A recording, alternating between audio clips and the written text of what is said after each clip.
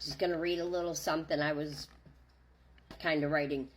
Because I knew all creation begins with our thoughts, I also know that the creation of guilt, despair, sin, hope, they all start within. Healing also comes from within. And all of women, and of love, they all start within us. All healing comes from within. Love comes from within. So if we can love, we can also heal ourselves. And if you think you don't have any healing at all, then this isn't for you. But everybody has a little something that comes up that makes you, if you get a little negative or you get a negative thought and you're like, I don't want to be like that, figure out what made you get like that. Figure out what emotion was making you angry, then you can deal with it.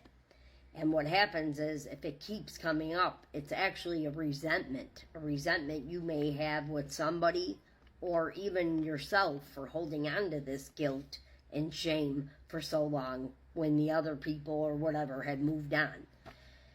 We can create our own spiral of despair that way. Like fear gets in your head and then you sit there and your thoughts are spiraling out of control, right? And you think, oh my God, I need medication. I'm,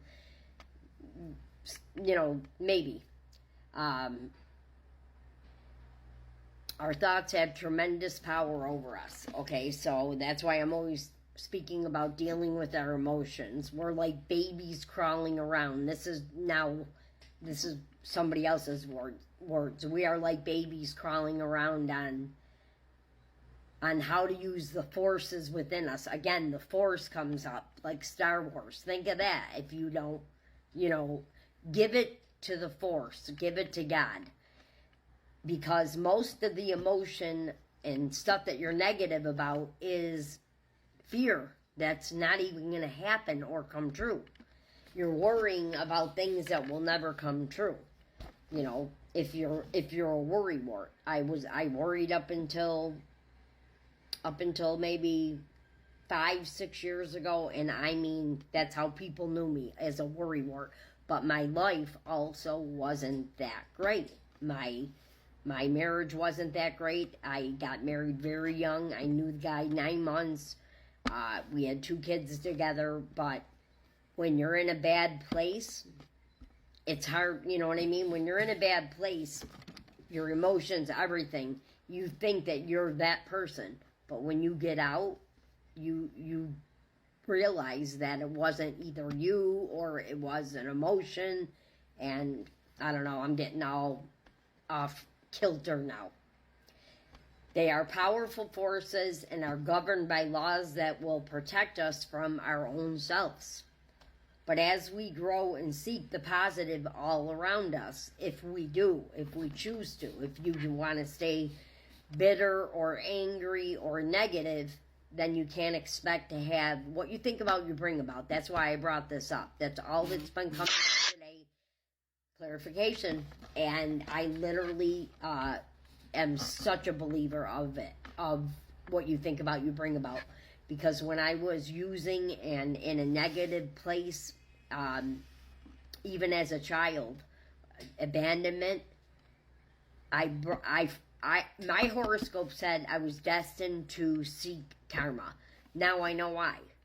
Because your dysfunctional upbringing, and if you had negative parents or abandonment, you think you're that person.